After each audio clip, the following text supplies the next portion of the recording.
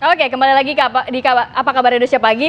Sebelum ke Mas Ipang, ke Bang Ege, saya mau ke Bang Abalin. Bang Abalin, sedikit mengenai undangan, kenapa timingnya makan siang, kemudian juga apakah kalau berbicara mengenai table manner, biasanya kan diatur tuh ya Bang ya. Apakah formasi duduk juga ini diatur? Jadi masyarakat kok jadi berpikir Pak Jokowi berhadapan dengan Pak Anies, di sampingnya ada Pak Prabowo dan juga Pak Ganjar. Pangi Syarifanya tadi yang bertanya kayak gitu.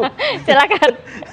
Bang Abalin. Ya, jadi begini, dalam pengaturan pertama dulu mengenai lansia makan siang.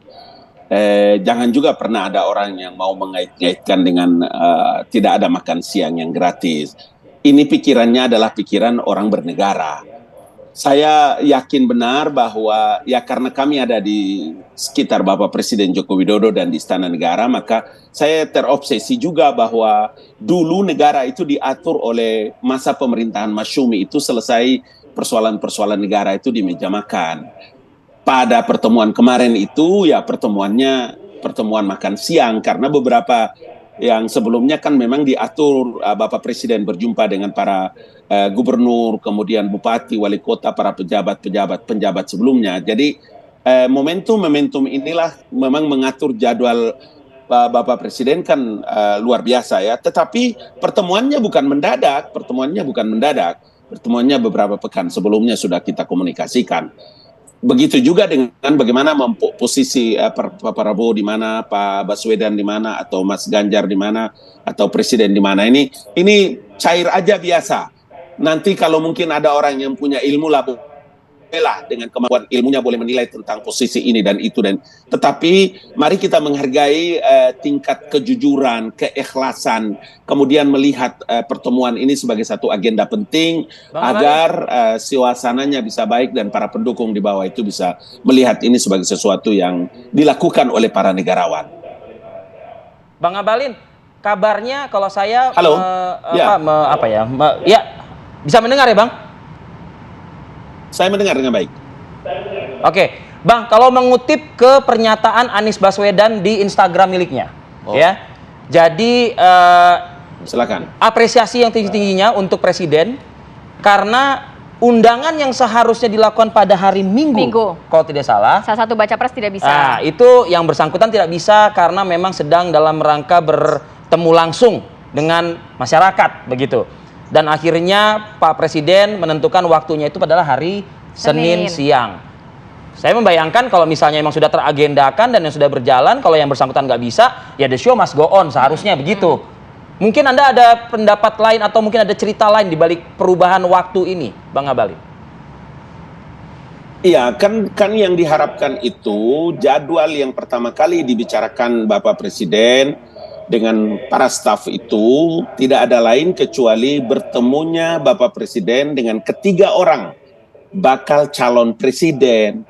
Jadi kalau ketiga orang kemudian hanya bertemu berdua calon bakal atau lain-lain kan apa kata publik. Sementara yang memang diharapkan itu adalah pertemuan Bapak Presiden selaku kepala negara dan kepala pemerintahan dengan tiga orang beliau-beliau yang memang sebagai bakal calon presiden. Itu saja sebetulnya. Tidak ada analisa lain atau tidak ada arti lain daripada dari perubahan waktu dan lain-lain. Jadi mari kita lihat sebagai sesuatu yang biasa saja. Oke, Bang Ege. Berarti Pak Presiden luar biasa dong. Dengan oposisi saja dia mau mendengar loh. Oh iya, semuanya saya katakan tadi dapat. Jadi Pak Presidennya dapat semua. Pernah punya rekam jejak berhasil dengan politik meja makan. Walaupun kita harus menyebutkan Pak SBY pernah melakukan yang sama. 20 Juli 2014 waktu itu buka puasa bersama. Sebelum pengumuman kan ya? Enggak hadir semua itu capres ya, kedua capres, ada ketua MA, ketua MK dan jaksa agung ya. Buka puasa bersama. Jadi ini juga ada tradisi yang baik sebelumnya.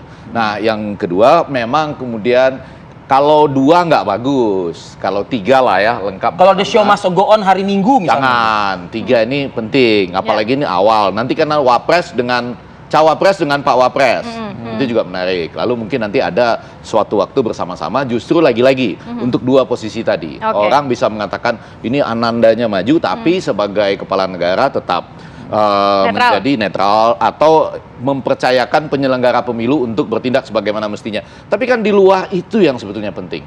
Pada saat makan siang ini, di luar itu ada isu-isu lain. Kalau tadi Budi Ari itu sebelum dia jadi Menkominfo ya. Tapi ada juga menteri lain yang membuka posko buat Prabowo. Baik, Gitu ya. baik. Ada juga, ya ini yang menarik nih, ketua sedulur Jokowi yang kebetulan Wah Mendes, itu pertemuan internal loh. Jadi mereka itu baru pertemuan internal saja, ada yang merekam. Dia belum menyatakan akan dukung siapa, belum ada deklarasi. Ya namanya orang bertemu internal kan. Dan belum mulai pemilu. Kecuali bagaimana membandingkannya misalnya dengan orang yang langsung mengatakan kalau kalah masuk penjara. Itu mungkin poinnya nanti juga bisa Saya ditanggapi tambahkan oleh juga boleh nggak Bang? Iya. Ada juga salah seorang menteri yang bertemu bakal calon presiden, curhat katanya, sambil katanya ada menitikan air mata melalui caption atau narasi yang dia ada Nah, di media jadi sosial maksud tersebut. saya kan pada saat Sudah tahulah saya rasa mungkin pada ini saat maksudnya. makan siang ini Baik. di luar sana ada juga gerakan-gerakan dan itu kan tentu bebas asal tidak memanfaatkan posisi. Oke. Dalam hal itu kan seperti Wah Mendes kan dia belum apa-apa. Baik, gitu. baik. Rapat Poinnya tertutup. ada beberapa Oke. poin yang mungkin nanti akan ditanggapi Bang Abalin. Masih Bang, gimana Bang? Iya, kalau saya terus terang memang posisi ini seperti laut yang bergelombang. Wish. Nah, kemudian dengan politik meja makan diharapkan oleh presiden itu lautnya kembali teduh. Sehingga sentimen bagaimana mengelola emosi publik soal dinasti politik, nepotisme, abuse of power, soal sayang anak, dan seterusnya, itu seolah-olah itu bisa diredam. Itu dialihkan isunya kepada politik meja makan ini. Jadi posisi presiden sedang tersudutkan dengan majunya anaknya atau karpet merah ketika presiden maju sebagai presiden memajukan anaknya sebagai calon wakil presiden. Dan hati-hati, presiden ini jangan terkecoh. Beliau tuh ahli taktik loh, strateginya tuh hebat. Bukan Dan presiden jangan terkecoh, kita jangan ya kita jangan terkecoh. Jadi ini presiden jangan terkecoh. maksud saya presiden ini ahli, strateginya ngatur napas saja jago sekarang. Bagaimana serangan dari PDIP yang mengatakan lagi berduka, lagi sedih, ditinggalkan oleh Gibran rumah tangganya, kabur gitu ya, tanpa kabar dan seterusnya. Nah, posisi model-model begini, hati-hati jangan terkecoh. Ini salah satu cara presiden lagi ngatur strategi selanjutnya. Jadi ini yang kedua adalah yang bisa dipegang dari seorang kepala negara dan kepala pemerintahan itu adalah omongannya, bukan perbuatannya. Tapi itu yang terjadi, harusnya kan yang kita pegang itu perbuatannya, bukan omongannya. Nah, kalau inkonsistensi itu terjadi, kemudian politisasi hukum juga agak kuat sekarang, itu kan tidak ada perintah presiden, Bang. Politisasi hukum itu. Tapi kemudian anak buah yang ngambil muka, itu yang saya katakan, apakah betul lapangan ini tidak akan becek? Nah, itu tadi. Apakah betul lapangan ini datar sepanjang masih ada anak presiden? Sayang anak. Kita pegang presiden dua-duanya tapi. Presiden nggak pernah perintah. Dan ini mazhab kedua nih saya harus curiganya positif. Kayak Bang Abalin kebetulan lagi lembut ini sekarang. Lautnya lagi teduh. Dulu presiden juga pernah maju pada periode kedua. Posisi presiden incumbent. Kok nggak ada itu pemilu dianggap jujur, adil, padahal presidennya incumbent loh periode kedua, kan itu mazhab yang berkembang. Oh, kenapa Anda curiga sekarang? Justru harusnya nggak curiga dong, presiden nggak maju lagi. Tapi ingat ya, ini yang justru berbahaya. Karena presidennya sudah tidak cuti dan ini lebih ruang-ruangnya harus kita curigai lebih kuat lagi. Ditanggapi oleh Bang Ngabalin nanti ya, Bang, di segmen berikutnya kita masih akan hadir lagi ke depan Anda, tetaplah bersama kami. Oke. Oke.